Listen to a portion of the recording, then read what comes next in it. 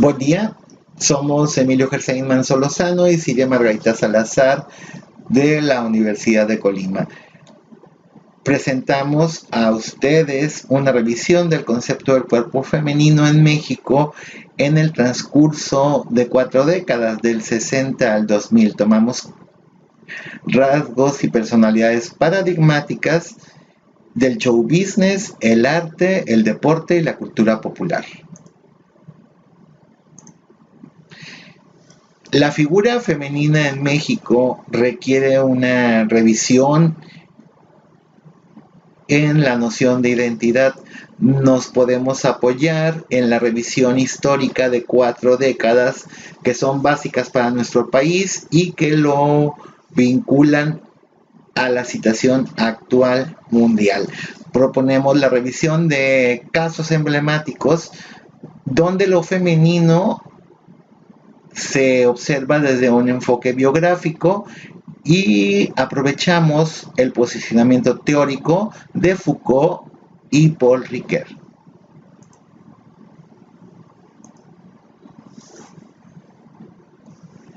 Veamos las etiquetas de cada década.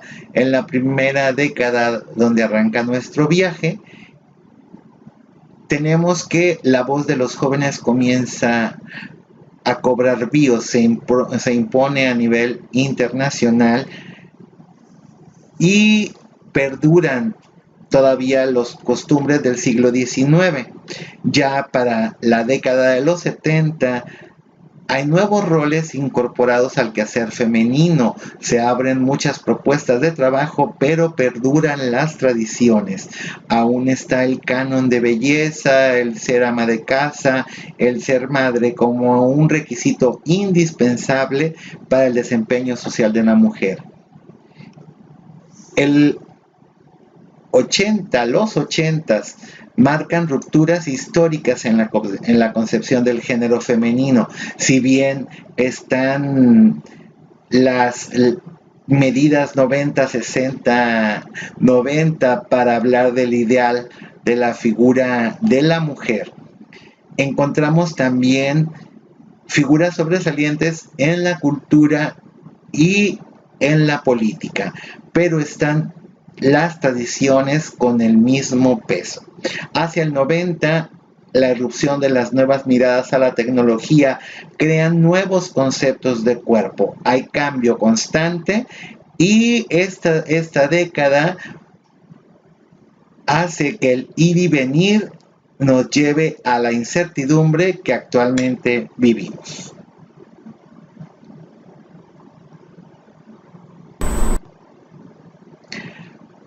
¿Cómo vamos a abordar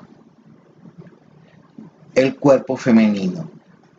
Tenemos que ver el transcurso histórico desde las bases tradicionales, desde el canon, hasta las rupturas. ¿Por qué? Porque hay paradigmas que se construyen primero por el contexto histórico, que se suman al concepto más variable que podemos encontrar, uno de los conceptos más variables que podemos encontrar en la cultura, el concepto de belleza. Tanto en los procesos históricos como en los conceptos que imperan, encontramos que siempre surgen de algún grupo hegemónico. El grupo económico en el poder marca cánones para desarrollar al ciudadano o la persona que se desea para esa comunidad en particular. Entonces, pensemos en la personalidad femenina que deseaba la sociedad mexicana en cada una de esas décadas como nación. ¿Qué será? ¿Qué será? Pero también recordemos que además del espíritu nacionalista que queda desde la época postrevolucionaria, está la influencia permanente de los Estados Unidos. Aquí tenemos que apoyarnos para poder encontrar el sentido de lo histórico en la propuesta que hace Ferraris desde la hermenéutica, que existe un condicionamiento histórico y existencial de todo nuestro conocimiento, que es siempre y de cualquier modo una interpretación que no alcanza a la mujer objeto sujeto, ni un pensamiento dentro de una sociedad, por siglos dominada y diseñada desde los distintos sentidos y nunca una objetividad final.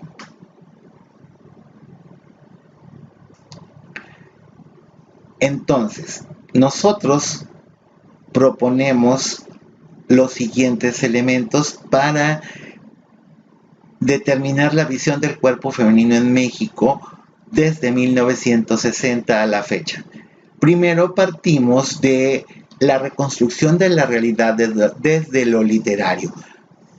Buscamos casos que construyen una realidad desde la realidad literaria, pero que es sobrepasada por la realidad verdadera. Esto es, el mundo mexicano se desborda más allá de lo que puedan crear sus autores, sus escritores, y lo vemos desde lo que consideramos alta literatura o el cómic, por ejemplo.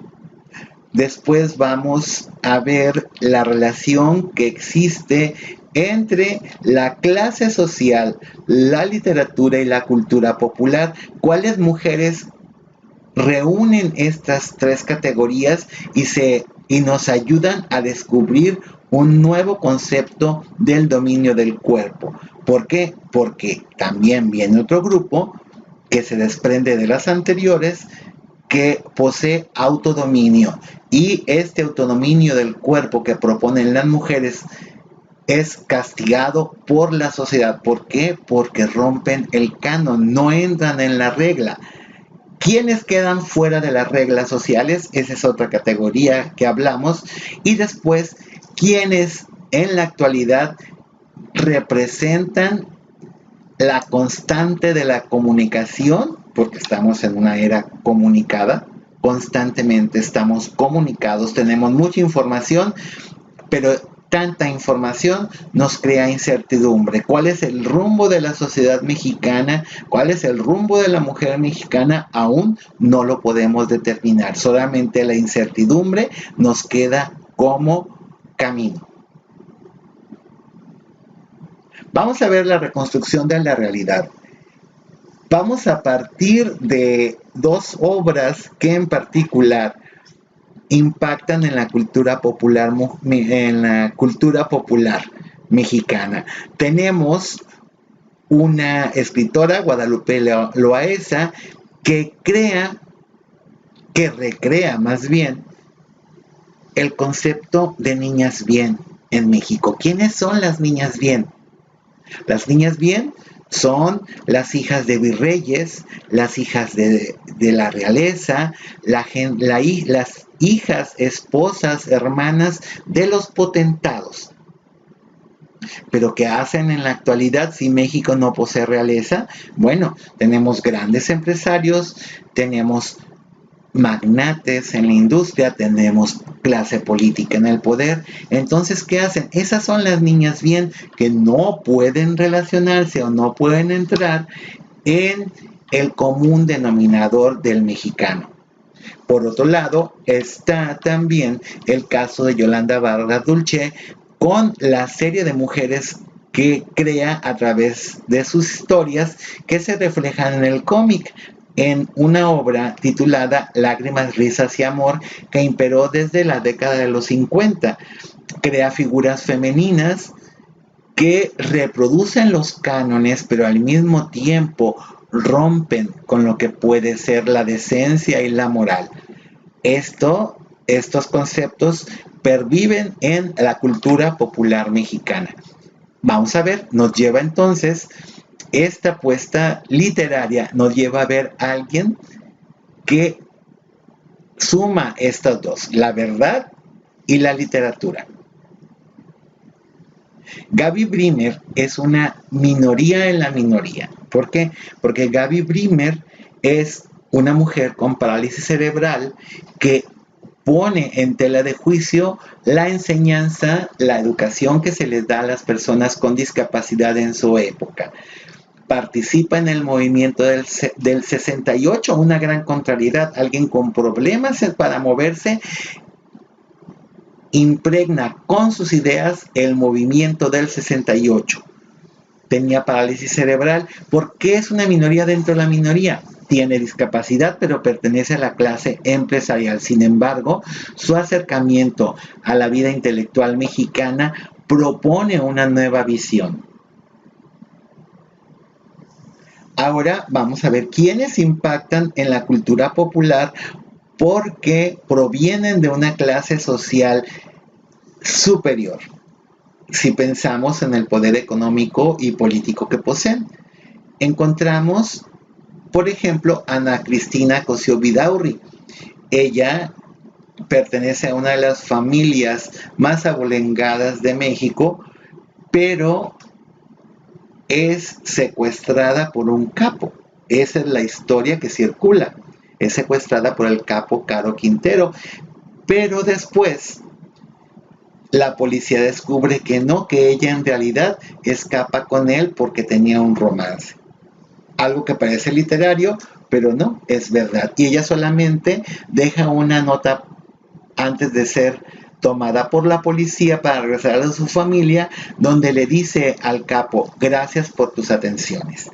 En cambio, Paulina Castañón, ella siempre perteneció a las clases más poderosas de México y se une en segundas nupcias con el hermano incómodo de un expresidente. Estamos hablando de la familia Salinas de Gortari, y ella es severamente castigada porque ayuda a su esposo Raúl Salinas de Gortari para crear fraudes millonarios contra la nación. Aquí la pregunta es, ¿por qué las castigamos? ¿Porque viven y deciden amar al equivocado o porque pertenecen a una clase social que suponemos no puede ni debe cometer errores? Y ahí está, su primera boda, ella marcaba, Paulina Castañón marcaba la moda en México y después cuando es fichada por la policía en Suiza. Ahora vamos con aquellas mujeres que proclaman el autodominio del cuerpo femenino. Lo interesante está que su impacto en la cultura popular proviene del teatro frívolo o de medianoche, del centro nocturno y del decaimiento del cine mexicano. El cine mexicano en la década a finales de los 70 y la década de los 80 vive su peor momento. Se denomina el cine de ficheras y generalmente son mujeres, las cintas se centran en mujeres que exhiben su cuerpo, son una especie de películas semiporno que no llegan ni a la característica semi, pero exhibían cuerpos desnudos de hombres y de mujeres. Las mujeres eran voluptuosas. ¿Por qué tomamos el caso de Gloriela? Gloriela inicia en el teatro frívolo, después se vuelve empresaria y entra al cine caracterizada por un personaje que crea Yolanda Vargas Dulce, Rarotonga. Y ella sigue hasta su muerte cargando el personaje de Rarotonga. Siguiente, por favor. Ahora, en este mismo rubro encontramos otros dos casos, el de Lin May y Olga Briskin. Lin May pasa del centro nocturno al cine y del cine a la cultura popular. Es un claro ejemplo de lo que no debe hacerse con el cuerpo, o será la manipulación del cuerpo hasta lograr el ideal. Aquí tendríamos que pensar qué pasa con el manejo y el desconocimiento de la ciencia cosmética. Por su parte, Olga Briskin en la década de los 80 es una de las mujeres más poderosas de México porque está vinculada a un político y cuenta la leyenda que ella ni siquiera entregaba cuentas a Hacienda, no, si traía artículos del extranjero no pasaba por la aduana, pero era promovida por la televisión en programas dedicados para la familia. ¿Cuál era los fines ocultos? ¿Quién sabe? Total, que ella al final de su carrera termina como prostituta en Las Vegas, después se convierte al cristianismo y ahora promueve el control o promueve que todas las mujeres eviten la concupiscencia. Y vemos un caso diferente al resto. Ella es Meche Carreño, es símbolo sexual del cine de los 70 y tiene acentuados rasgos autóctonos. A diferencia de las otras mujeres que entran en esta categoría, ella abre su casa productora de cine y las películas que promueve, las películas que produce, tienen un alto sentido de sensualidad y proclama la autonomía de la mujer. Después, ella se vincula a los grupos guerrilleros, a la política de izquierda en México y abandona el mundo del espectáculo. Pero es muy interesante cómo estas mujeres, Gloriela, Olga Briskin, Lin May y Meche Carreño, hablan del autodominio del cuerpo femenino. Y en el autodominio, en un sentido diferente, encontramos a las deportistas que quedan fuera de las reglas sociales, aunque promueven la vida sana. Ellas no son curvilíneas. Se le acusa, por ejemplo, a Ana Guevara de ser sumamente masculina y Soraya Jiménez, la primera mujer en ser campeona en el levantamiento de pesas, en la halterofilia, era víctima de burlas por su fealdad. Un concepto que no puede subrayar las bondades de la construcción física. Y un caso interesante en el autodominio del cuerpo es alguien que no es mujer, pero que era anunciado como la ilusión hecha mujer. Francis es un travesti que llega al espectáculo primero como bailarín, luego como diseñador y después monta en el teatro frívolo las primeras variedades del México nocturno, pero con un nivel semejante al que se presenta en Las Vegas o en París. Fue el primer empresario, el primer visionario que habla del travestismo abiertamente. Vive como travesti y él era simplemente Francis, la ilusión hecha mujer. Y llegamos a un producto final, a un cuerpo que nos habla de la actualidad. No quiere decir que todas las mujeres en México lleven este destino, pero sí muchas personas quedan enganchadas en este tipo de construcciones. Esta chica no es mexicana, es uruguaya, es Paola Durante y era una animadora en un programa de televisión. El conductor era muy popular, era Paco Stanley, una gran figura del espectáculo en México. Lo asesinan y presumen un vínculo con la mafia. Entonces ella ingresa siendo una jovencita a la cárcel. Después de varios años descubren que no tiene ningún vínculo, la exoneran, pero no tiene más recursos que su cuerpo.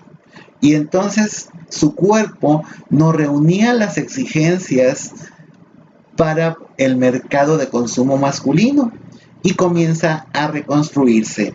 Cambia su cara, aumenta sus medidas y posa para una revista de caballeros. Finalmente se ostenta, si ustedes la buscan en su página de internet, como la reclusa del placer. Y ese es corto.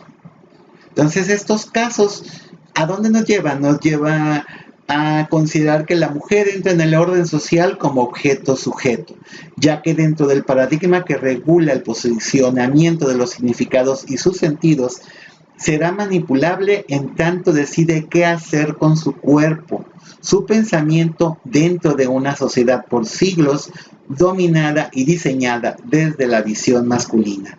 El objeto sujeto no está liberado más que en su función. El ser humano entra desde utilizador del objeto y por lo tanto dependiente del mismo. Además, el proceso que hemos revisado en México crea una amalgama de clases sociales, personajes históricos y otros cotidianos que, desde su posicionamiento en la dimensión de elemento en comunidad, genera una línea para el estudio de identidad y de género. En este sentido, el acercamiento se plantea desde el enfoque biográfico y los distintos factores que influyen en el devenir de cada una de las mujeres que integran este estudio. Desde diferentes ámbitos podemos ubicar trayectorias de vida que permiten, por un lado, reconocer la transformación del rol femenino, por otro, la situación social, económica, sexual de la mujer en México y además el provisionamiento de análisis documental que dé cuenta de la percepción actual de la mujer mexicana y su desenvolvimiento social, con la introyección de elementos culturales híbridos de tecnología, tradición, costumbres y cambio desde la idea de cuerpo y relaciones genéricas. Los casos revisados se agrupan en dos sentidos: la construcción literaria de la realidad y la construcción imaginaria desde la cotidianidad mediática. Siguiente. Esta es nuestra bibliografía. Muchísimas gracias.